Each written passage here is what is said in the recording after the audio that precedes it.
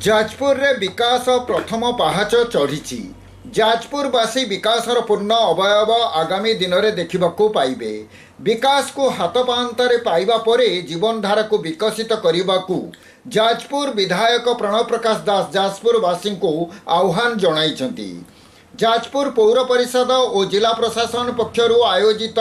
धन्यवाद जाजपुर कार्यक्रम में उद्घाटक भाव जोगदे श्रीजुक्त दास कहिथिले जे जाजपुर माटीर सेवा करने को से तांको जीवन को उत्सर्ग करिसंती। जाजपुरवासी सुखद जीवन ही तांकर एकमात्र लक्ष्य बोली विधायक वक्तव्य कहिथिले। जाजपुर पौर परिषदर 150 वर्ष पूर्ति और जिलार 25तम प्रतिष्ठा महोत्सव को सफल करिबारे जाजपुरवासी आंतरिक सहयोग करिथिबारु जाजपुरवासी समेत जिला प्रशासन और अन्य संगठन को विधायक धन्यवाद अर्पण करथिले। उत्सव में मुख्य अतिथि भाव जिलापाल रंजन कुमार दास जोगदे कहिथिले जे विधायक श्रीजुक्त दास अप्राण उद्यम बल जाजपुर सहर को विकसित करिसंती। से विकास धारा को बजाय रखिबा आमर मुख्य कर्तव्य हेबा उचित बोली जिलापाल कहिथिले। अन्यमानक मध्यरे वरिष्ठ समाजसेवी विजय कुमार महंती, पौरपाल भवप्रसाद दास, प्रोफेसर बटकृष्ण महापात्र, जिला सूचना और लोकसंपर्क अधिकारी संतोष कुमार सेठी, सांबादिक पूर्णचंद्र देव प्रमुख वक्तव्य प्रदान करी जाजपुर पौर परिषद और जिला प्रशासन महोत्सवर सफलता संपर्क में आलोकपात करने सहित विधायक और जिलापाल दक्षता को प्रशंसा करते। विशिष्ट उपस्थापिका अनिंदा पति सभा कार्य को संयोजना करते। यह अवसर में जगबलिया कंसा पित्तल कुटीर शिल्पी द्वारा निर्मित एक हस्तशिल्प कला को विधायक प्रणव प्रकाश दास को जगबंधु साहू प्रदान करी संबर्धना जणाइथिले। जाजपुर पौर परिषदर 150 वर्ष पूर्ति महोत्सव और जिलार 25तम प्रतिष्ठा दिवस महोत्सव नेपथ्य रही सहयोग करिथिबा मुख्य कमिटी प्रमुख तथा जिलापाल रंजन कुमार दास को विधायक प्रणव प्रकाश दास संबर्धित करथिले। अन्यमानक मध्यरे सर्वश्री विजय कुमार महंती, प्रोफेसर बटकृष्ण महापात्र, सांबादिक पूर्णचंद्र देव, पूर्वतन पौराध्यक्ष आलोक चंद्र बेहेरा, वकील राजीव महंती, समाजसेवी शेख अब्दुल साजिद, नृसिंह चरण राउत प्रमुख सानू रथ को यही अवसर में विधायक श्रीजुक्त दास संबर्धित करथिले। सभा प्रारंभ में जाजपुर पौर परिषद और जाजपुर जिला प्रशासन स्मरणिका को जिलापाल और विधायक उन्मोचन करथिले। स्मरणिका संपर्क में प्रोफेसर बटकृष्ण महापात्र और जिला संस्कृति अधिकारी संतोष कुमार सेठी प्रमुख समीक्षा करथिले। एही कार्यक्रम में पूजा कमिटीर कर्मकर्ता, विभिन्न संगठन प्रमुख पारिषद, पूर्वतन पौराध्यक्षा, विभिन्न बार एसोसिएशन कर्मकर्ता समेत गणमाध्यम प्रतिनिधि और समाजसेवी जोग देथिले। प्रारंभ में सहरर सफाई कार्य में नियोजित कर्मचारी को विधायक और जिलापाल संबर्धना ज्ञापन करथिले। स्मरणिकटा कर उद्देश्य रोचे यहाँ केवल आम मानकर स्मृति ही रही जो कार्यक्रम कले विभिन्न प्रकार तार किसी अंश ए स्मरणिकार आम स्थान देचु। यही प्रसंग में मुझे गोटे दुईटी पद कथा कहबी जे कहवा पूर्व आम जिते कार्यक्रम कले से सब गोटे कथा कहगला जे जाजपुर एक ऐतिह्य संपन्न सहर, आमको जाजपुर ऐतिह्य को बंचेगा पड़ो। यही परिप्रेक्षी में आपण मान उद्देश्य जड़े भाषा शिक्षक हिसाब से जो प्रसिद्ध कवि को सबुठ भल पाए तांकर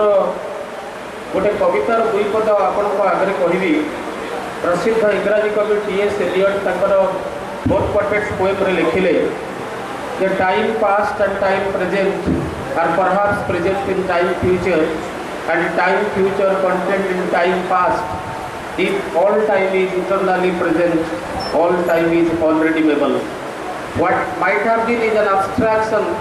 remaining a perpetual possibility in a world of speculation. What might have been, what has been, point to one end, which is always present. एवं आर सारावती तक तोलफोल कर जाजपुर एवं किसी दिन तले जो किसी नवीकरण करागला प्रसन्न हाथ सागर आम विधायक हाथ जाजपुर गोटे नुआ किसी घटीगला यार कारण नूतन आरंभ जोड़ा विधायक निजे उन्मोचन करते से जो लोगो उन्मोचन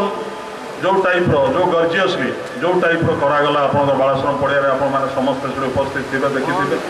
से अनुमान करनेली जो लोगो उन्मोचन यही ढंग से हो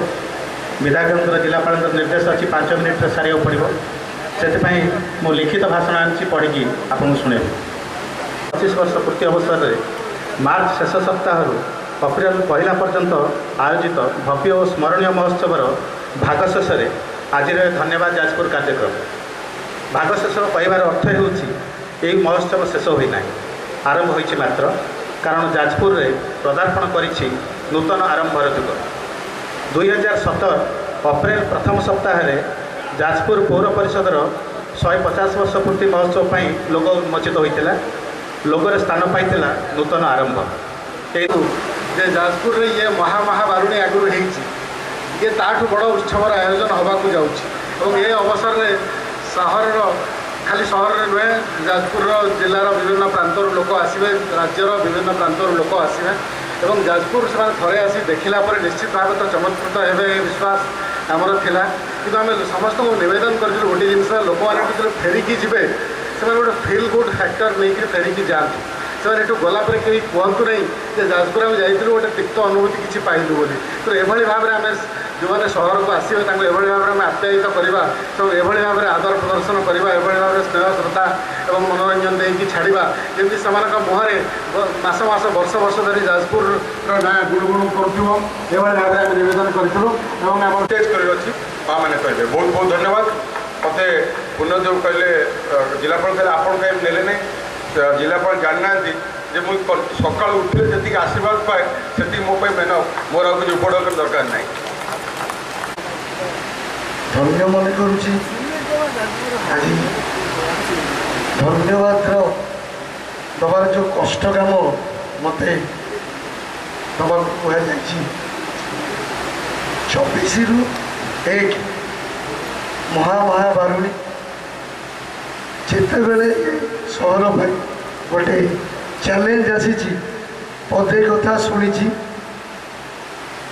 तो भाग्य तू ए कार्यक्रम फलता तो गोड़े कंटा फुटबनी आम ए कार्यक्रम करनबू कृतज्ञता ज्ञापन करी आपण मानक जो भाव ए कार्यक्रम को निजर भाविकी करिसेंती तत्सहित पूज्य दादा जो कहते जिलापाल कथा ये जाजपुरिया हिसाब से जदि सर्वप्रथम किए लड़ुची पदा जिले सी होती जिलापाल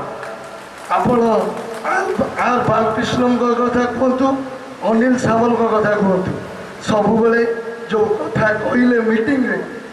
जे आम जो मानसिकता नहीं कि आसीलु जो मानसिकता नहीं कि जाऊँ सी हूँ जाजपुर आम आउ किसी दरकार नहीं जय जाजपुर मु आपन को हाथ नोड़िकी नमस्कार करुच्ची